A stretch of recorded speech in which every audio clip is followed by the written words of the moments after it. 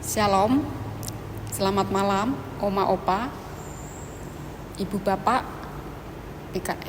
serta sahabat PKLU di mana saja berada yang dikasihi Tuhan Yesus Kristus.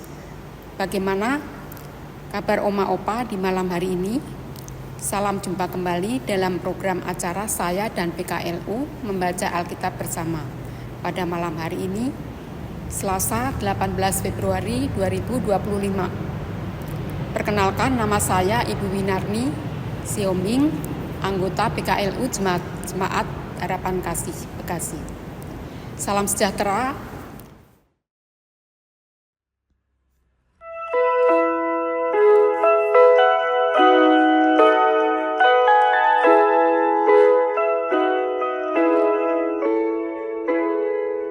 Nama Yesus berkumandang di segala dunia.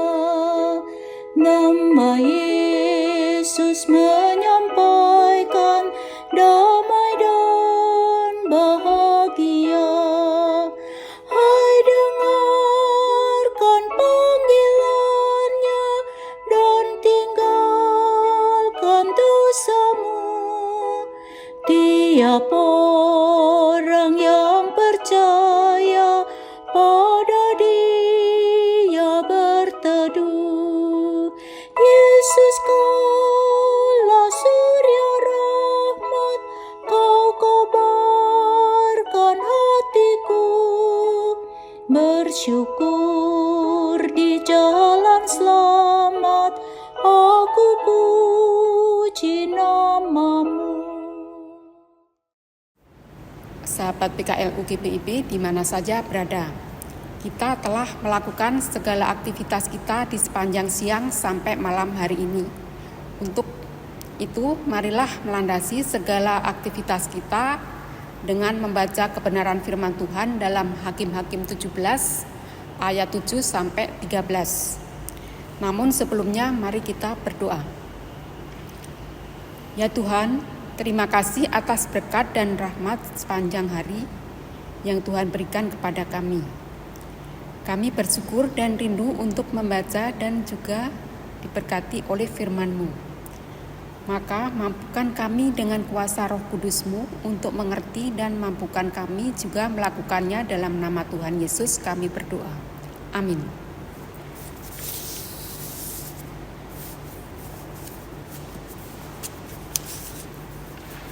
Membacakan firman Tuhan yang diambilkan dari Hakim-Hakim 17 ayat 7 sampai 13 yang mengatakan, pada waktu itu ada seorang pemuda dari Betlehem Yehuda, dari kaum Yehuda. Dia seorang Lewi dan tinggal di sana sebagai pendatang. Lalu orang itu meninggalkan kota Betlehem Yehuda untuk tinggal sebagai pendatang, di mana saja ia mendapat tempat. Dalam perjalanannya sampailah ia di pegunungan Efraim, di rumah Mika. Bertanyalah Mika kepadanya, engkau dari mana? Jawabnya kepadanya, aku orang Lewi dari Betlehem Yehuda.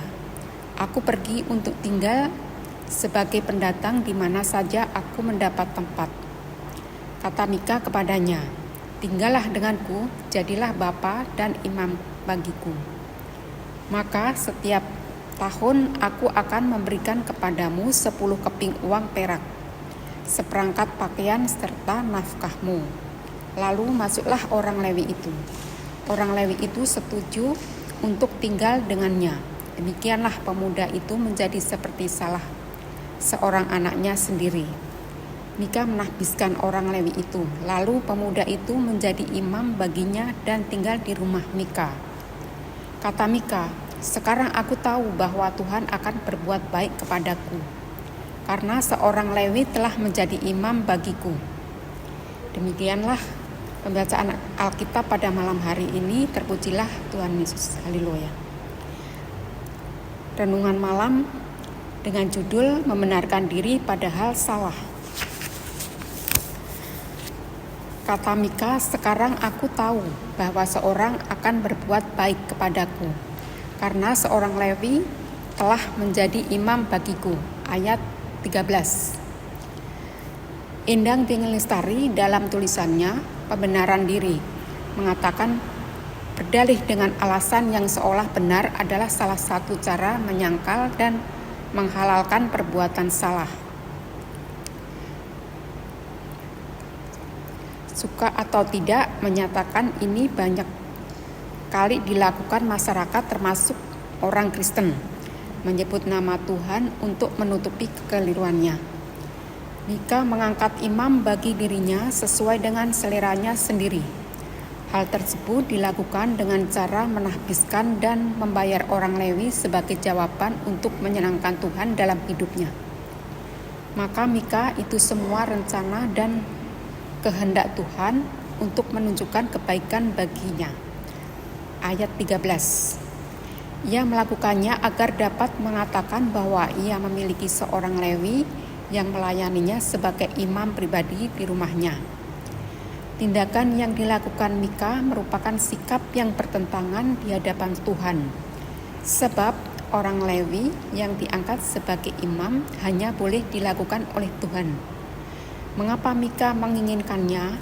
Karena ia ingin melegitimasi tempat suci pribadinya dengan menempatkan seorang Lewi yang diakui secara resmi di sana. Jauh di lubuk hatinya, ia tahu bahwa penyembahan berhala adalah palsu dan tidak berarti, serta berharap hal ini akan membuatnya sah. Sangat jelas bahwa tindakan yang dilakukan Mika merupakan pembenaran diri di hadapan Tuhan. Ia tidak takut Tuhan dan tidak tulus beribadah di depan Tuhan. Saudaraku yang terkasih, Tuhan sangat rindu jika orang percaya datang beribadah kepadanya. Tetapi persekutuan yang menyembahnya, apakah sudah sesuai dengan petunjuknya? Karena mari kita berdoa meminta bimbingan Tuhan agar kita beribadah kepadanya dengan cara yang benar. Ibadah harus dilakukan dengan rasa hormat, sikap rendah hati, dan ditampakkan melalui perilaku terhadap sesama. Memuji Tuhan bukan menurut selera kita dan memilih para pelayan untuk kesenangan kita. Beribadahlah dengan benar kepada Tuhan. Demikianlah pembacaan Alkitab dan renungan pada malam hari ini. Terpujilah Tuhan Yesus. Haleluya.